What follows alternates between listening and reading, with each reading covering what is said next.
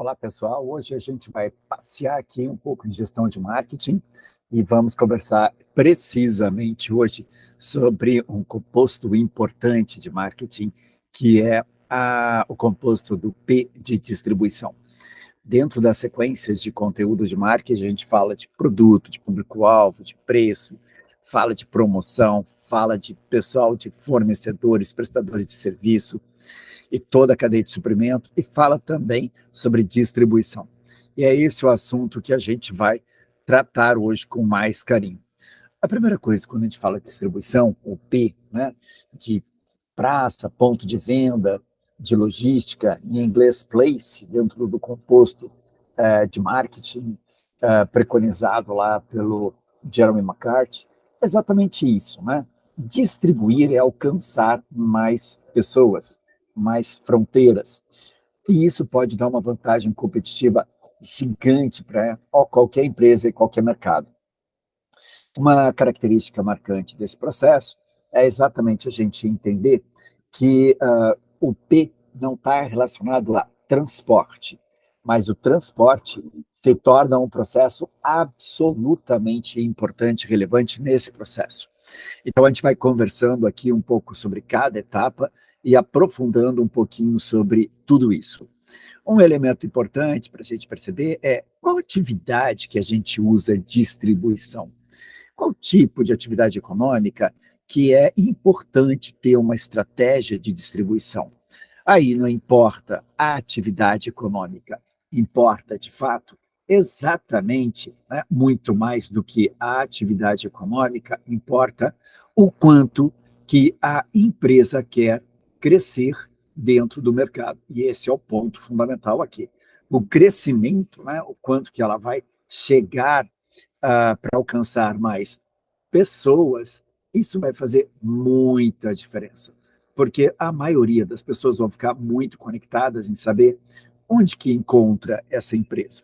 E esse é o ponto, não importa se é saúde, seguros, imóveis, telecomunicações, varejo de uma forma geral, distribuir é conseguir alcançar essa pessoa e dar a ela o senso de satisfação, né? Ou seja, ela disse, ok, achei, vou comprar. Então, essa é um facilitador no processo de comercialização. Dentro do marketing, a gente sabe que esse público-alvo ele vai ter um perfil de renda, de acesso e de interesse. O seu produto ele vai ter uma característica, pensando aqui objetivamente, de CVB, que é a característica vantagem-benefício. Dependendo do que você vende, como imóveis, ele pode ser um bem, ele pode ser uma ideia, ou pode ser um serviço, imaginando imóvel como locação. Então, quando você vai colocando todas essas variáveis, você vai perceber que a tua vantagem, a tua entrega, o teu benefício, ele pode estar relacionado muito ao que é, por exemplo, estar próximo do cliente, dar acesso ao cliente. E o interesse, às vezes, dele não é preço, não é qualidade do produto, mas sim, efetivamente, a facilidade, agilidade e velocidade com que ele vai adquirir. Agora imagina, né? Quando você pega uma mega corporação, só para exemplo aqui, como a Nestlé, você vai ter diferentes grupos de negócio, e esses grupos de negócio, eles vão ser diferentes nas estratégias. Então, vai ter alguém que vai estar responsável pela área de chocolates, e vai ter alguém que vai estar responsável pela ração animal, alimentação animal. E aí você vai perceber que há uma diferença substancial nas estratégias de distribuição que a gente aplica dentro desse processo. E é por isso, dentro dessa característica, que a gente começa a conversar sobre o processo de estratégia. Então, quando a gente fala, né, de estratégia do composto de marketing, a gente tem que ter muito claramente que não basta apenas você estar olhando o preço, ou não basta apenas estar olhando o produto. Você tem que nitidamente estar olhando o todo do que você tem para trabalhar. E é um ponto aqui que a gente conversou sobre o CVB, sobre o RAI, sobre o BIS e mais trinômios que eu vou colocar um pouco mais à frente para a gente voltar aqui nessa conversa. Nessa relação, a gente tem basicamente, então, o entendimento que quanto mais a tua empresa cresce, quanto mais ela se diversifica, diferentes estratégias para o grupo de negócios você vai ter que ter. Aí você pensa assim, ok, uma Nestlé, uma mega multinacional, com plantas industriais em todas as partes do mundo, todos os continentes, pelo menos. Aí você fala assim, bom, comigo, uma empresa pequena, não vai acontecer isso. Mas acontece. Então, empresas de porte médio ou pequenas empresas, com faturamento de 4 milhões, 5 milhões, ou até 1 milhão ou 2 milhões, pode ter essa relação de definições estratégicas em cima da distribuição. E aí, eu vou sair da Nestlé e vou entrar numa panificadora. Então, quando você imagina uma panificadora, e aqui só para fazer uma ilustração, vamos imaginar que o dono dessa panificadora, um legítimo descendente de português com uma maravilhosa receita de pão português, abre a panificadora, muito bacana, muito bonitinha, e aí ele põe o nome de Pão Doce Pão, e ele consegue tirar uma margem líquida média mensal dessa panificadora em torno de 30 mil reais. Vamos imaginar que isso seja um valor muito bom para a panificadora, não importa a época que você está vendo isso, ou quanto que isso vale para você, mas vamos imaginar que isso seja um bom valor para ela. E aí vem a história. O que ele pode fazer para melhorar e aumentar a margem de lucro dessa panificadora, a margem mensal, o que ela deixa de capital devolvido para o empresário. Aí você pode melhorar processos, melhorar produto, você pode fazer uma série de coisas muito legais para que isso fique realmente bom.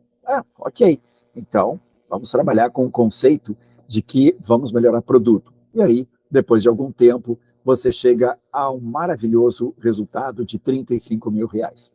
E aí você percebe que você tem um teto, que é a tua capacidade de atendimento, a demanda da região, as características do teu prédio, e você pensa, né? Bom, então para ganhar mais dinheiro, vou ter que abrir mais unidades. Aí você vai fazer um investimento em cima disso. E esse é o ponto da distribuição, onde eu posso colocar mais pontos de venda da Pão Doce Pão.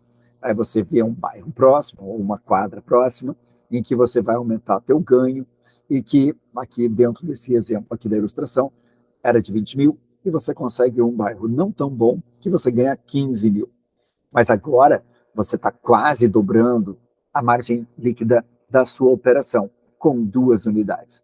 Aqui a gente já começa a entrar numa característica muito interessante e objetiva de o porquê que eu tenho que ampliar a minha distribuição. Aí vem 2 coisas legais nessa história, né?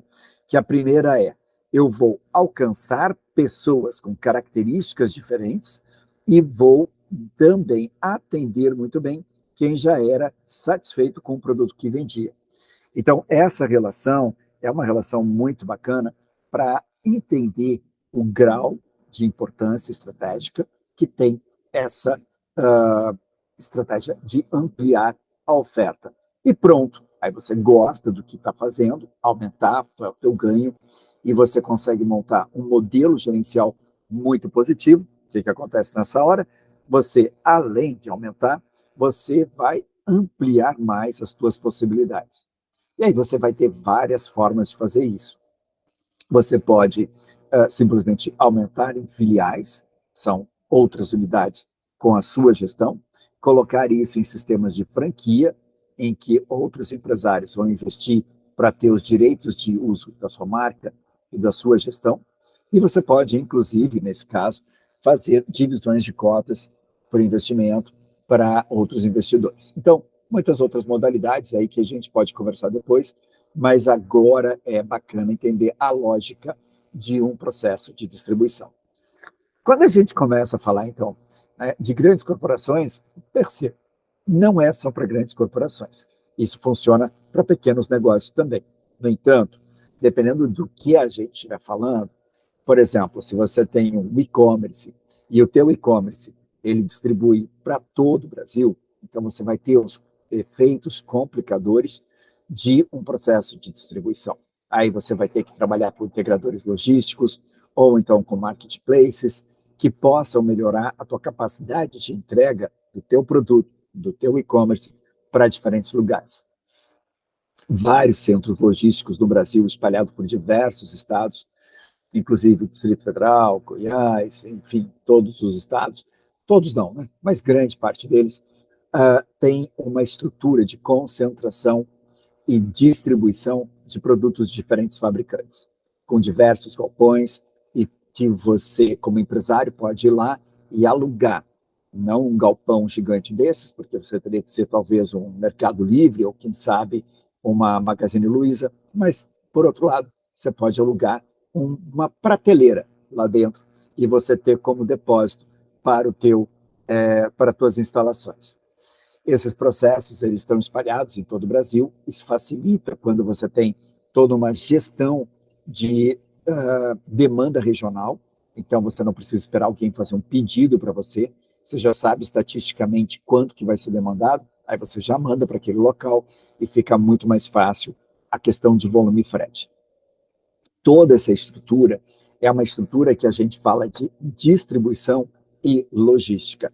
Aí vem a questão que a gente tem que entender.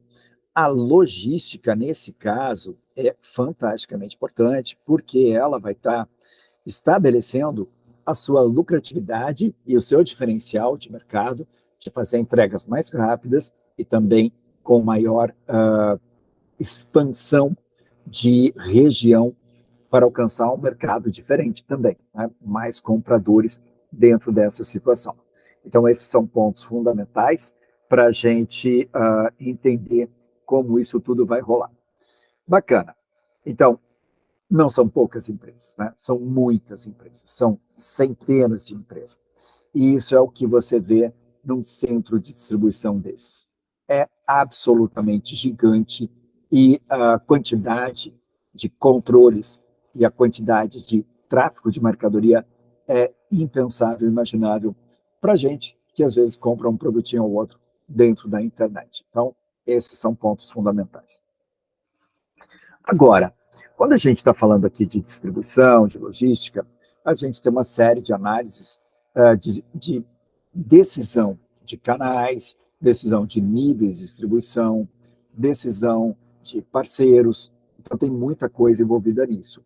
E tudo isso começa exatamente pela identificação do seu negócio.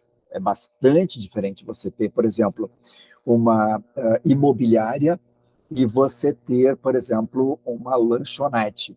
E aí, sim, né, você vai dizer assim, bom, mas dá para fazer aumento e crescimento por meio de distribuição para a imobiliária, para uma lanchonete, um fast food? Dá, tranquilamente. E esse é o ponto que a gente vai explorar aqui. Porque dependendo do seu negócio, você vai desenhar uma estratégia diferente e essa estratégia ela vai desempenhar um elemento de diretrizes de qualidade da sua entrega e da sua distribuição. E é interessante a gente notar que quando você está falando sobre qualidade, você está falando sobre efetividade e atendimento das necessidades do seu cliente, em termos de prazo, em termos de custo. E a qualidade não é só você ter um mais rápido e o mais eficiente sistema de entrega, e isso é muito caro. Então, a gente tem que ter essa capacidade de medir as coisas.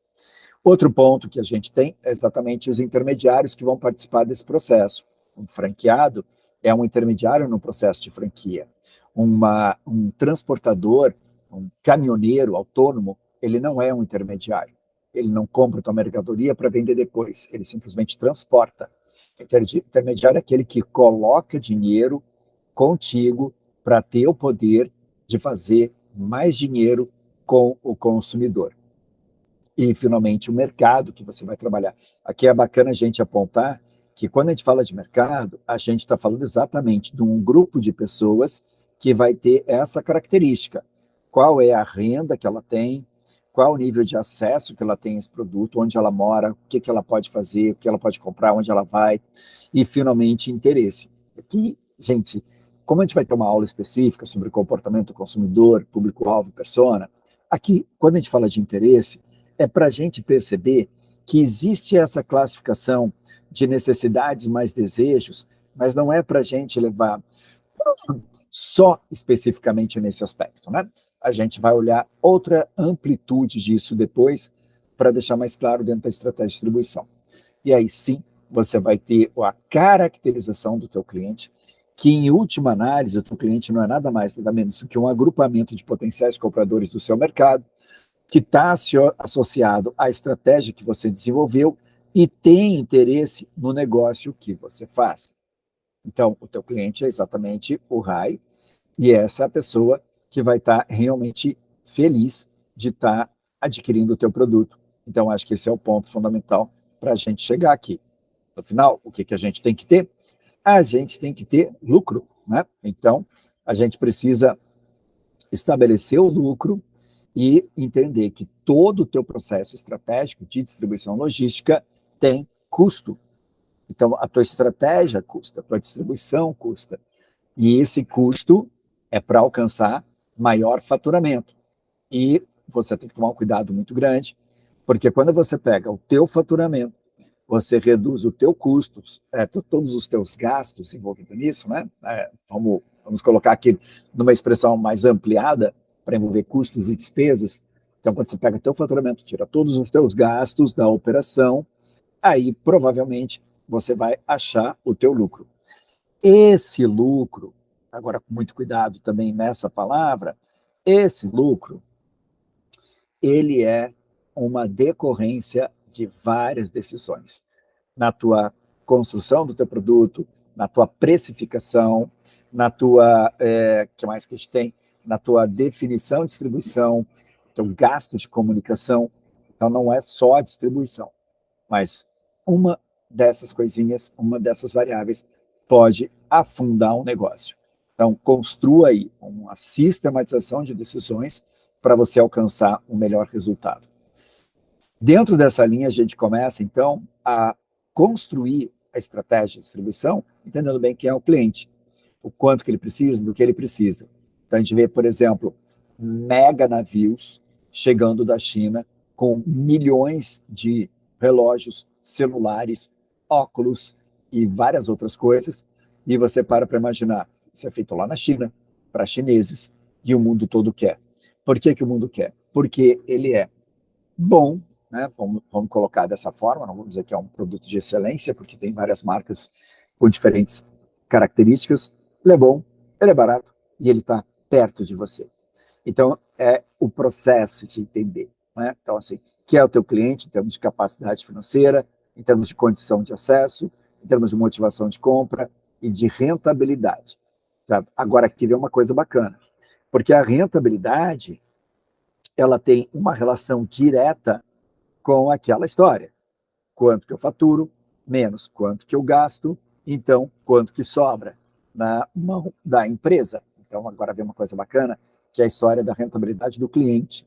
O cliente pode ter renda, mas ele pode estar te dando prejuízo. Por que, que ele te dá prejuízo? Porque você está entregando uma coisa mal precificada ou tendo um custo operacional para fazer essa entrega além do que seria a tua margem. Então, lembra sempre que a coisa mais importante para o gestor de marketing é finanças. Nenhuma estratégia de marketing é vencedora se a operação não tiver lucro. E sim, né? Lucro a partir de uma estratégia pode ser demorado, pode demorar 6 meses, 18 meses, pode demorar 2 anos, 3 anos, que são as maturidades diferentes de cada estratégia ou ainda de cada atividade econômica ou produto. Então, a gente tem aqui duas frasezinhas para a gente elucidar bem que canais de distribuição é quem vai te ajudar a fazer o teu produto chegar até o teu cliente. É uma rede organizada com órgãos e instituições que, em combinação, então, depois a gente vai ver um pouquinho aqui, varejo, atacadista, representante, distribuidor, franqueados, executa as funções necessárias para ligar produtores, ou seja, você tem lá a sua fábricazinha, legal, até os usuários finais que estão de olho no que você está fazendo e está ansioso para comprar o seu produto. E sim, a fim de realizar a tarefa de marketing. Gente, o que é a tarefa de marketing? A tarefa de marketing é vender. Então, assim, é um profissional de marketing, você tem que pensar o seguinte, você não é um profissional de marketing de sucesso se você não estiver fazendo venda, se você não estiver fazendo faturamento, se a tua empresa não estiver ganhando dinheiro. Ponto. É isso, simples. A empresa não está ganhando dinheiro, não está dando certo, mas o marketing é muito bom. Está errado. Alguma coisa está errada. Tem outras variáveis? Tem outras variáveis. Mas olha só, está errado. Intermediários. Intermediários são empresas independentes da sua, Aí, quando fala assim, uma franquia é independente? Ela tem uma interdependência, mas ela é independente. A qualquer momento ela pode romper contrato e fazer outra coisa na vida. Especializadas em conectar, então, vendedores e consumidores para esse projeto de nós vendermos mais. Uma coisa bacana dentro desse princípio é que a gente sempre vai ter foco, né, em ter a conexão da engrenagem entre clientes que estão ligados em mercados, que estão agregados em mercados, e entender como esses distribuidores vão ligar o mercado com o seu cliente. Então, a gente tem que usar uma estratégia de engrenagem para fazer isso. Agora a gente vai começar a falar um pouquinho sobre a questão de canais intermediários e níveis de distribuição. Quais são os canais? Os canais são basicamente todos aqueles meios de juntar eventuais intermediários para chegar até o teu distribuidor. O intermediário é uma pessoa, pode ser jurídica ou física, que vai fazer a conexão entre você e o próximo nível da distribuição. Então, voltando aqui, você pode ter uma fábrica, eu estou falando de fábrica aqui, gente, podia ser um banco, podia ser um McDonald's, alguma coisa, que vai pegar, por exemplo, um distribuidor, aí vamos pegar aqui um grande distribuidor, que tem lá, por exemplo, vários carrinhos para distribuição e chegar até os varejos, aí esse cara vai levar isso daqui até um lojista, e esse lojista, ele vai ser a ponta de contato com o consumidor. Então, a gente tem níveis, legal, a gente tem intermediários, bacana, e claro, né, isso tudo é um canal. Agora vamos ver isso aqui com uma variação mais ampla e mais complexa. Pegando aqui o Brasil, onde é que é mais complicado de distribuir um produto que é fabricado, e vamos pegar um produto bem central, uma área industrial bem central, que é aqui no sul de Goiás, São Paulo, interior de São Paulo e Triângulo Mineiro. Essa região, ela tem uma região riquíssima, extremamente bem desenvolvida, e essa região, ela é a melhor região hoje em termos de distribuição em todo o Brasil. Agora sim, para aí, depende de qual produto.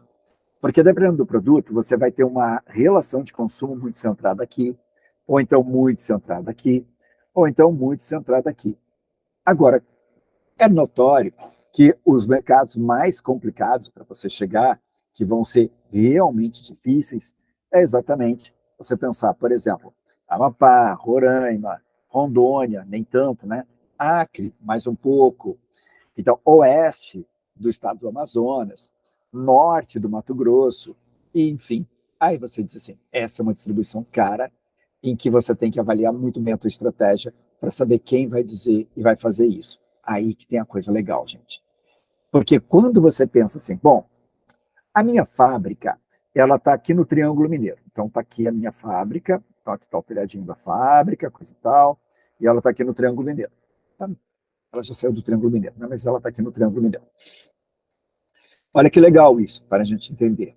Se ela está ali no Triângulo Mineiro, então eu tenho que pensar que se meu produto tem que chegar lá em Roraima, eu posso eu mesmo levar até lá, e o custo vai ser muito alto, ou eu posso, só como exemplo, pegar um avião, por exemplo, um avião do Mercado Livre, legal? Então, tá aqui um avião do Mercado Livre, legal? Um avião muito mal desenhado, mas enfim. E esse avião vai estar levando muitas coisas aqui dentro de muitos fabricantes. E aí eu vou pegar uma partezinha aqui, uma caixinha aqui, e essa caixinha aqui é minha. Então, eu reduzo o custo de transporte para chegar até lá por meio de um distribuidor. Então, agora vai ficar claro para vocês que em algumas situações a gente tem que usar muitos intermediários, para outros você pode fazer uma distribuição direta. Então, quando você pega, por exemplo, uma franquia do Boticário, ou uma franquia, por exemplo, do... que mais que a gente pode colocar aqui? Burger King, McDonald's, Wizard, tudo isso são sistemas de distribuição em que o dono da marca ele não precisa ter tanto esforço para chegar em vários lugares. Então, repassando aqui o que eu acabei de falar para vocês, eu tenho uma fábrica, essa aqui é da Nestlé, essa fábrica tem um consumidor, essa consumidora aqui, ela está desejosa de comprar produtos Nestlé, mas vamos imaginar que essa compradora, ela esteja, por exemplo, em Piripiri, do Piauí, que é no meio lá do Piauí, ou então ela esteja, por exemplo, em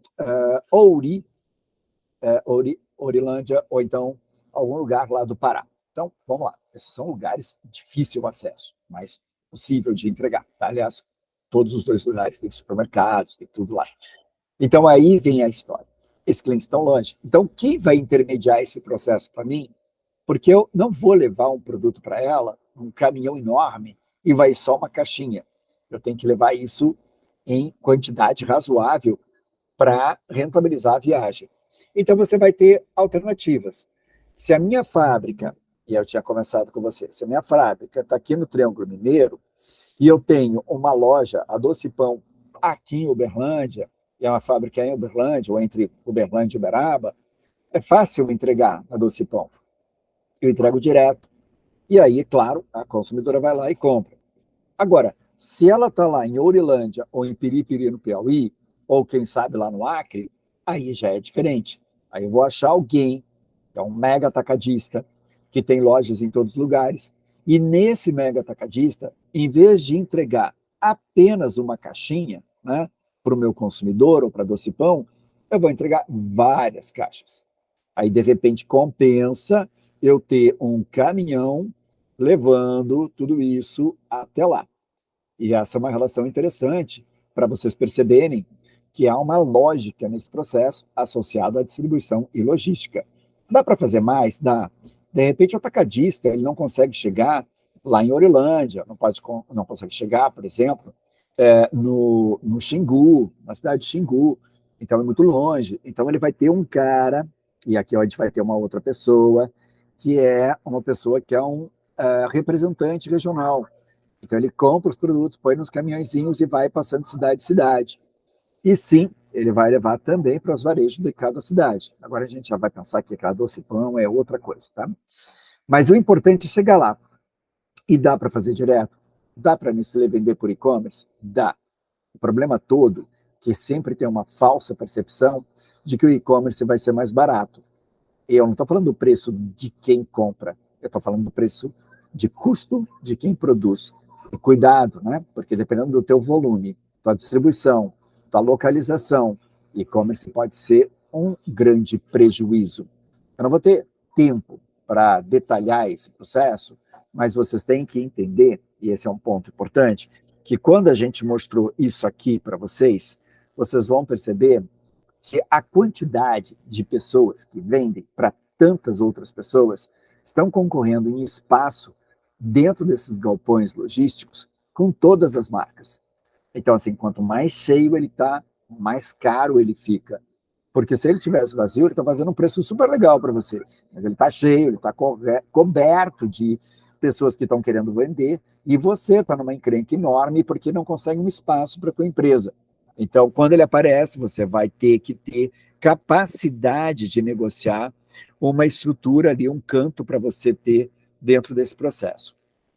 Essas relações, elas são relações objetivas da tomada de decisão de distribuição e logística. E aí eu volto aqui, só para a gente voltar aqui, para não ter esse esquecimento disso aqui. Qual é o teu negócio, qual é a tua estratégia? Olha só, qual é o teu mercado e qual é o teu cliente, porque de repente você não atende em todos os mercados. E esse é um ponto fundamental para a gente não se enganar quando a gente estiver desenhando. Ah, eu quero atingir o Brasil todo. E ainda vem com essa história, né? Quer dizer, agora eu posso até reforçar isso. A pessoa tem um e-commerce e ela acredita que tendo um e-commerce ela vai conseguir vender para todo o Brasil. Gente, não vai, porque um e-commerce de uma empresa pequena, ela é literalmente uma loja pequena na localidade, porque você vai precisar de muito dinheiro na questão logística e na questão de divulgação para o seu e-commerce aparecer. Ah, mas eu posso colocar no marketplace. Magazine Luiza, a Possível Americanas, Mercado Livre, Shopee, pode, parabéns. Mesmo assim, você vai estar concorrendo com milhares ou milhões de marcas, e aí você vai ter que botar muito dinheiro para a tua marca aparecer. Então, só para a gente desconstruir um pouquinho essa história de valor, né, versus resultado. Isso é muito importante para a gente aqui. Então, quais são as decisões para a gente projetar um canal de distribuição? Aí tem outra história, né? Porque a grande pergunta é: quem é essa pessoa que vai estar fazendo o nosso trabalho de distribuição? Que é o seu lá, fulano, que vai estar vendendo o nosso produto. Como é que ele é? Como é que ele trabalha? Como é que ele cuida do teu produto? Como é que ele precifica? Então, essa pessoa pode ser uma pessoa muito complicada. Ela pode ser uma pessoa que ela vai estragar teu produto, vai precificar errado o teu produto, ela vai vender com data de vencimento, claro, pensando aqui em produtos perecíveis. Então, tudo isso vai entrar num processo de decisão. Opa, foi para o lado errado aqui. Então, a gente tem que levar em consideração, primeiro, o papel da distribuição na empresa. Então, é muito importante, é pouco relevante. Você, por exemplo, se a gente voltar lá na padaria Pão Doce Pão, o cara resolveu montar as filiais dele, o papel da distribuição é alto para ele quer organizar a distribuição dele com suas próprias mãos, então isso vai ser relevante ele fazer próprio. Selecionar o tipo de canal. Aí vou ter que voltar aqui para vocês darem uma olhadinha em cima disso, que é um tipo de canal. Vou pegar aqui um tipo de canal. Vamos pegar aqui, vou botar um verdinho aqui. Esse aqui é um tipo de canal. Estou indo aqui para um atacadista, que está indo para um representante, que está indo para um varejo e que está indo para o meu consumidor. Então, aqui eu tenho um canal, e esse canal, e esse é um ponto importante para a gente conversar também, ele tem um nível, ele tem 2 níveis, ele tem 3 níveis, até chegar no consumidor. Aí o do e-commerce, ele tem 0 nível, se o e-commerce for do fabricante. Agora, se eu estou jogando o meu produto no e-commerce de outra empresa, aí já é um nível. O que nível importa? Importa, porque aqui você tem, aí vamos mudar aqui, perdão, vamos mudar aqui. Por exemplo, você tem um preço aqui, um outro preço aqui e um outro preço aqui. Então, e aqui está o teu preço que você lançou. Então, o teu preço está fazendo o que nessa história? Está subindo. E aonde ele vai chegar? Lá em Boa Vista, em Roraima, muito mais caro do que é na fábrica em Uberlândia. Então, os canais, eles são usados para você fazer cobertura de mercado, mas provavelmente ele vai chegar num preço que ele não vai vender o que você espera vender. Ah, mas se eu distribuísse direto, ia ficar mais caro ainda. Aí a história do Mercado Livre com o aviãozinho que eu mostrei para vocês, você ia pagar um avião para ele andar vazio até chegar lá. Muito bem, então, a gente estava falando aqui exatamente do aspecto de decisão, né? E aí você tem que selecionar o tipo de canal, você tem que saber qual a tua intensidade de distribuição. Evidentemente, se tem uma fábrica de biscoito em Uberlândia, a tua intensidade de distribuição no interior de São Paulo e São Paulo, capital, vai ser absurdamente maior do que, por exemplo, no oeste da Bahia, né? Com Barreiras, Luiz Eduardo Magalhães, Rosário, Correntina, porque é muito pouca gente, baixíssima densidade, apesar de que a renda per capita é alta, então você não vai atingir tantas pessoas assim. E é nessa relação que a gente tem que ter uma capacidade muito grande de estabelecer uma boa decisão, a tua intensidade de distribuição. Você vai dizer assim, legal, vamos pegar o oeste da Bahia, a densidade é baixa, então você não vai entregar direto, você vai ter um intermediário. Interior de São Paulo, a intensidade é alta, então você vai entregar direto. É mais ou menos essa lógica aqui que a gente tem que levar em consideração. E escolher os membros. Então, aí vem aquela história, né? Então, assim, quem é essa figura? Desculpa, gente, deixa eu voltar aqui. Quem é essa figura que vai estar representando a sua empresa, vendendo o seu produto? Ela é confiável? Ela vai realmente cuidar bem do seu produto? Então, voltar aqui, por exemplo, na Nestlé. Olha que interessante o que é a estratégia e por que muda muito quando a gente está falando de uma grande organização. Vamos pegar aqui a Nestlé. Então, a Nestlé está aqui. É muito diferente, mas muito diferente E assim, eu vou citar alguns pontos aqui, só para a gente ficar claro.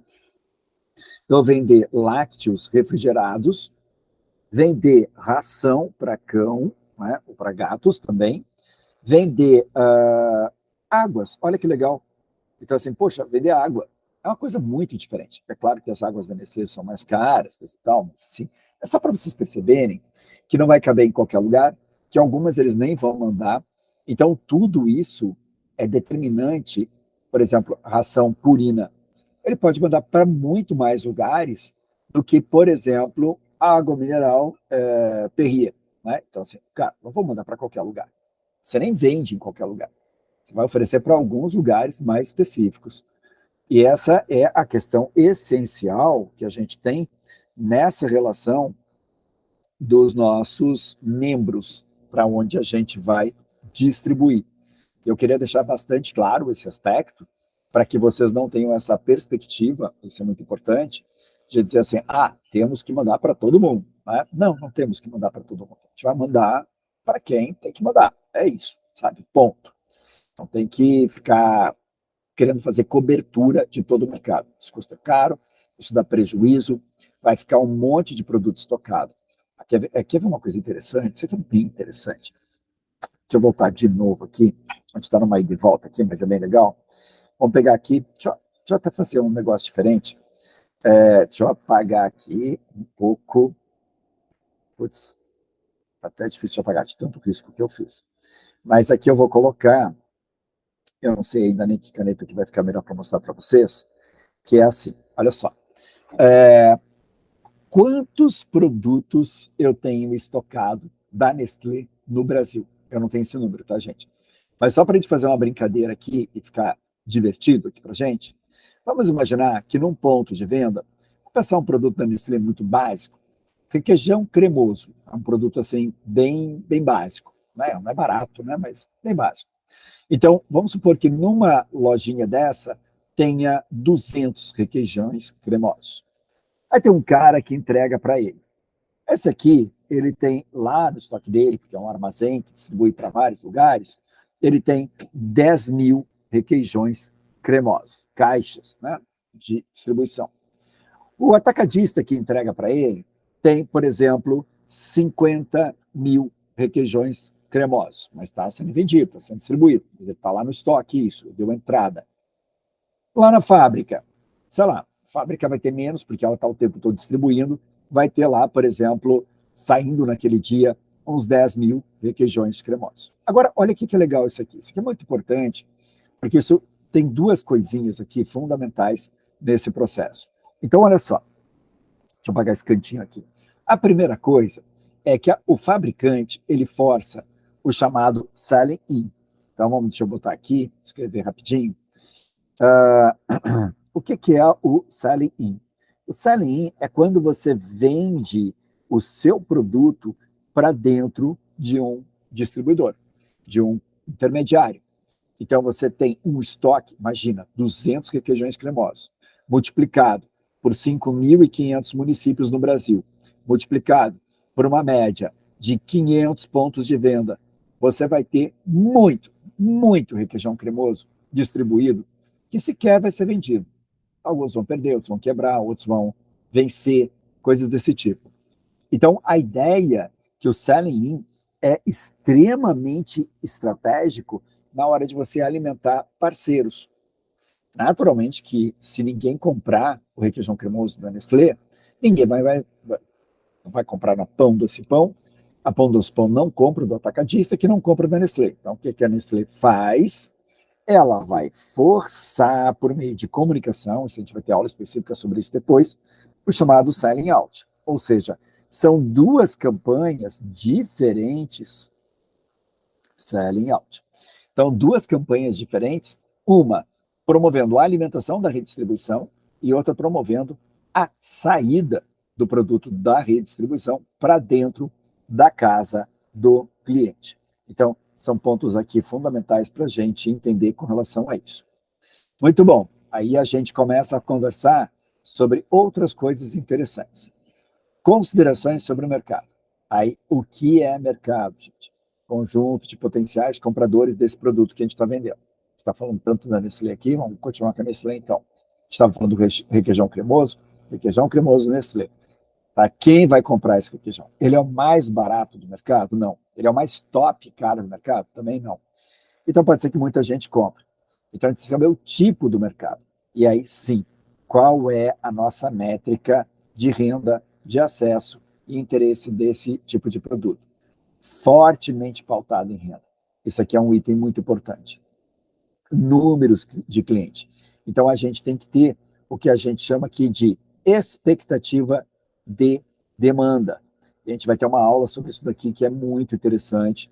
Aí vocês vão brincar um pouquinho de matemática para a gente medir demanda nas cidades, demanda total, demanda potencial, demanda partilhada com relação aos concorrentes. Depois, questões geográficas. Aí a gente volta naquele mapinha do Brasil. Aí você sabe que você quer um mercado, mas ele é muito longe. Você quer a cidade de Manaus? Putz, a cidade de Manaus é muito bom mercado. Mas, amigo, é uma distribuição muito cara, dependendo do que você for vender lá. Então, às vezes, é inviável. E esse é um ponto importante. Tamanho do pedido. É o que eu falei para vocês. O aviãozinho do Mercado Livre que vai cheio. Se o teu pedido é pequeno, você vai usar o Mercado Envio do Mercado Livre, porque o teu pedido é pequenininho, e ele vai bonitinho dentro do avião, com um preço super bacana, porque ele está gastando lá, sei lá, um quarto de metro cúbico para levar a tua encomenda e o avião todo lotado com vários outros produtos de outros fornecedores. Não é o caso do requeijão cremoso da Nestlé, que aí vai ter que ter frota própria, ou frota terceirizada, ou distribuidores, ou atacadistas, ou enfim, tudo que pode acontecer aí no processo de distribuição. E estabilidade do mercado. Né? Então, o que é uma estabilidade do mercado? A gente pode falar agora da Nestlé, pensando, por exemplo, em sorvetes. Olha que legal, hein? Vamos comer um sorvete? Eu não, porque eu estou aqui ruim já com a minha voz, então não vou comer sorvete. Mas olha só que bacana. Sorvetes. Se a gente pegar, olha só, sorvete, aí eu estou aqui e volto, né? Então aqui, por exemplo, a gente estava aqui falando sobre, sobre Brasil. Deixa eu tirar esses caras daqui de novo. Qual é a área que mais faz frio no Brasil? Então, pensando no inverno, você vai ter aqui essa região, que é muito fria, que pega aqui essa região montanhosa, né? Do Rio de Janeiro, Espírito Santo, Minas Gerais, desce para São Paulo e vai até o Rio Grande do Sul. Então, a gente estava falando de sorvete, aí vem aquela história. Quer dizer, esse é um mercado muito sazonal. Então, esse mercado ele não é estável. Esse mercado ele é instável. E essa instabilidade desse mercado é complicado. Então, vou botar aqui, ó, instável. Agora, você pode pensar assim, pô, mas São Paulo é instável? É, para sorvete. Agora, para outras coisas, como feijão, arroz, e talvez assim, sendo mais sofisticado, né? Um açaí, ou alguma coisa um pouco até mais sofisticada ainda, como o chocolate da Copenhagen, então, aí é um mercado mais estável, bastante estável. Então, são pontos importantes para a gente entender essa relação de estabilidade do mercado. Então, em Gramado, o volume de sorvete consumido no verão, que em média, em Gramado, é quente, gente, é quente, Gramado é quente. No verão, vai fazer 27 até 30 graus centígrados, e no inverno, no mesmo horário, vai estar 10 graus centígrados.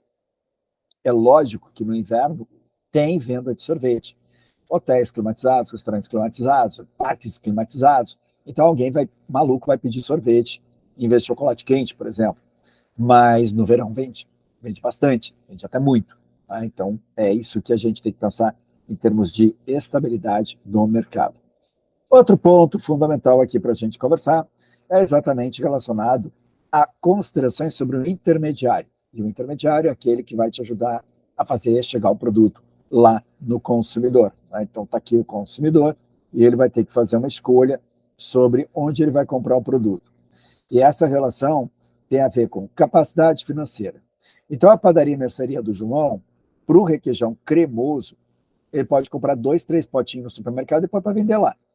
Mas ele não vai conseguir comprar, por exemplo, um lote mínimo da Nestlé, que são 5 caixas que vão dar, por exemplo, 200 potes de requeijão cremoso. Ele não vai conseguir pagar, ele não vai conseguir vender, porque o preço é muito alto e provavelmente na mercearia do João aqui, não vai ter o público-alvo dele. E o cara vai ficar muito chateado, vai botar ele aqui muito bravo, saindo fumacinha, legal, porque ele tem lá um requeijão cremoso muito caro. O serviço oferecido. Então, padaria, mercearia do João, é o tipo de serviço oferecido que cabe um requeijão cremoso. Só que talvez não caiba o da Nestlé. Pode escolher outra marca. Mas aí sim, o serviço oferecido é compatível. Se fosse a papelaria do João, a Nestlé não passava nem na frente. Podia passar lá para botar uma máquina, um freezer de sorvete, quem sabe. Mas para por aí, uma lojinha de conveniência também, alguma coisa assim. A disponibilidade que vai ser dado para o produto dentro do ponto de venda, porque isso é uma coisa fundamental. Se eu estou montando, aí eu vou pensar aqui como Nestlé, só para vocês terem uma ideia, se eu estou montando uma área de distribuição, vou pegar aqui Distrito Federal, legal? Então está aqui.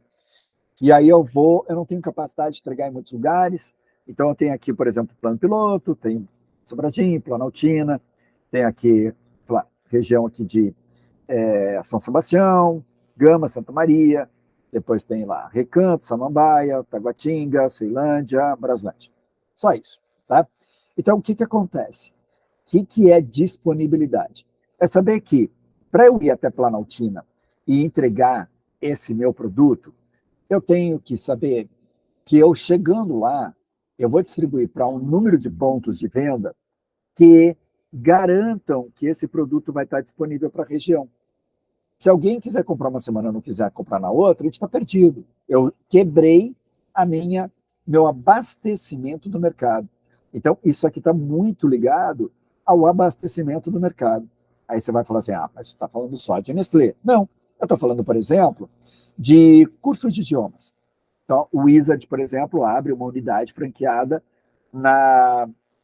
sei lá no lago, lá no Jardim Botânico. E aí o Wizard abre lá, e eles lá têm 3 salas com capacidade para 20 alunos cada sala. Aí ele se aperta, coisa e tal, ele entrega uma sala, vira 2. Depois se aperta de novo, ele deixa uma sala só, vira uma. Isso é disponibilidade. Eu não estou conseguindo abastecer de vagas o mercado da Wizard. Então, é uma leitura que, gente, que vale para bens e serviços, tá? Então, é bacana vocês perceberem isso. Políticas comerciais de quem?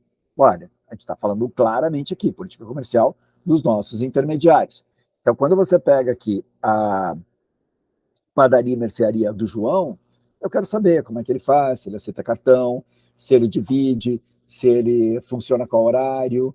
Então, tudo isso interfere no abastecimento do mercado do produto que eu estou entregando naquela região. E esse é um ponto super importante para a gente entender. E a estrutura histórica, né? O cara não abre e fecha, já cancelou pedido, ele já fechou 2 vezes a loja dele, reabriu. Então, isso tudo conta, porque a tua logística é cara. Você não pode pôr um produto no caminhão e chegar lá, aqui falando de caminhão, né? Mas podia ser uma prestação de serviço, um curso de inglês, podia ser uma estética ou qualquer outra coisa, e aí não funciona, não abriu, não está atendendo. Essas coisas todas são muito difíceis e custam dinheiro. Então, todo o processo de consideração do intermediário é fundamental nessa história, tá bom? Aí você vai começar a perceber. Tem uma diferença entre a padaria mercearia do João e o pão doce pão, olhando o requeijão cremoso no Nestlé? Pois tem considerações sobre o intermediário. E, evidentemente, que isso não é nada a ver com discriminação, mas ver com estratégia. Tem produtos que são focados em arte de baixa renda, e o alvo é exatamente a padaria e mercearia do João. O cara não passa nem perto do pão doce pão. E esses são os pontos fundamentais. Para a gente entender um pouco mais, você vai ter 3 tipos de distribuição: a exclusiva, a seletiva e a intensiva. E, evidentemente, que é legal a gente perceber que algumas marcas optam por cada tipo. Uma distribuição exclusiva é quando eu dou a um intermediário o direito de distribuir a minha marca. Então, por exemplo, a Mitsubishi Brasília, você tem um único empresário, você pode até ter 2 lojas, 3 lojas, mas um único empresário que vende, uma empresa no caso, né? Não vou falar de empresário, pode ser 2 empresários, 3 empresários sócios lá, mas um empresário que vende marca Mitsubishi. Por quê? porque é uma marca um pouco mais cara e não é uma marca que vende muito. É seletiva, uma marca cara. Então, você não vai abrir 15 concessionárias que elas vão quebrar. Se fosse uma Volkswagen, que já está começando a ficar seletiva, né? Ou uma Fiat, uma Hyundai, aí você já vai ter ela mais seletiva do que exclusiva. O que é uma seletiva? É aquela que seleciona muito bem o ponto, a região, o mercado. A gente vai ter uma aula de franquia que vai explicar isso, que é o caso do Burger King. O Burger King não deixa abrir 5 Burger King dentro de um shopping, porque não tem condições. Alguém vai quebrar nessa história. A mesma coisa Copenhague. Copenhague é completamente seletiva e mais ainda. Ela trabalha fortemente as relações com intermediários, que foi exatamente do slide anterior que a gente estava comentando sobre a questão de estrutura, histórico, disponibilidade, né, serviços oferecidos. É lógico, daí você vai ter franquias, né, mas são obrigados a cumprirem com tudo isso direitinho. E essas relações, então, são relações extremamente importantes para você determinar como você vai atingir o mercado que você quer alcançar. Por último, você tem a intensiva, essa sim. Essa aqui você joga a poeira no ventilador, entendeu? Deixa cair onde cair. Você quer mais que esteja em tudo que é lugar. Aí você tem, lógico, densidades e intensidades nisso. Quando você compara chocolates Brasil Cacau e Copenhague, a Brasil Cacau ela é seletiva, só que ela é muito mais intensiva do que a Copenhague. Então, se a gente colocasse ainda, se fosse o caso, né? Se a gente colocasse aqui Cacau Show, ou se colocasse, por exemplo, alguma outra marca, algumas são intensiva e seletiva. Agora, cuidado, né? Isso aqui é só para entender que são aspectos de estratégia, mas que não tem necessariamente, e isso é uma coisa interessante de comentar, uma coisa assim que separe muito claramente. Então, dependendo da região, por exemplo, São Paulo, capital, considerando Osasco, São Caetano, considerando, bom, enfim, todas as cidades que tem ali em volta, tem altíssimo potencial para comprar Mitsubishi. Eu vou botar na mão de um só empresário? Não. São Paulo, você já tem uma caracterização seletiva. Agora, quando você entra numa marca como, por exemplo, só para entender, a Nissan, né? Já tem carros mais acessíveis, aí você já vai estar em São Paulo como intensiva e em Brasília seletiva. Delicadezas e nuances de cada mercado. Então, quando a gente fala de distribuição, gente, é isso que a gente tem aqui de mais relevante, análise. A gente tem que ter um desenho estratégico muito bem apropriado. E esse desenho estratégico muito bem apropriado está aqui nessa pirâmide que a gente desenhou aqui, está toda rabiscada agora, mas é super bacana para a gente entender que não dá para fazer uma coisa sem você pensar em quem, quanto que eu quero ganhar, quem vai me ajudar e qual é o meu negócio e como ele se encaixa aí.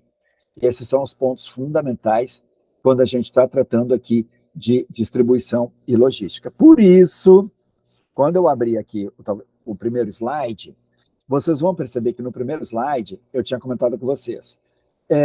Bom, distribuição e logística não é transporte. Distribuição e logística é uma estratégia de onde você vai estar, quem você vai atender, quem vai te ajudar. Agora, transporte é a alma disso tudo, evidentemente. Disse assim, mas pão, doce e pão vai ter várias lojas, cada um vai fabricar seu pão, mas ela é alimentada por meio de transporte. Aí vem todo o custo logístico. E aí sim, os modais de transporte, que aqui a gente está vendo alguns modais, como o ferroviário, o aeroviário, o rodoviário, o rodoviário, inclusive, está em 2 quadrinhos, e o marítimo ou hidroviário. Então, a gente tem aqui no Brasil essas 2 modalidades, alguns países só o marítimo mesmo. Que fecha, necessariamente, um conjunto de decisões muito claro sobre tudo isso. Então, nós fechamos também nosso conteúdo, essa aulinha gravada, e essa aula é muito importante para o nosso projeto de expansão de negócio. E a gente vai juntando as peças. O que acontece agora? Você pensou no negócio, você tem que ter um bom produto, alinhado com o teu público-alvo, precificado, e precificação a gente vai falar um pouco mais lá na frente, que é mais técnico ainda, precificado de forma correta e disponível para essa pessoa. Não adianta o teu produto ter uma lojinha guardada, escondida, lá embaixo na galeria dos estados, que ninguém sabe que existe, só quem passa por lá. Então, qual é a tua estratégia? Bacana?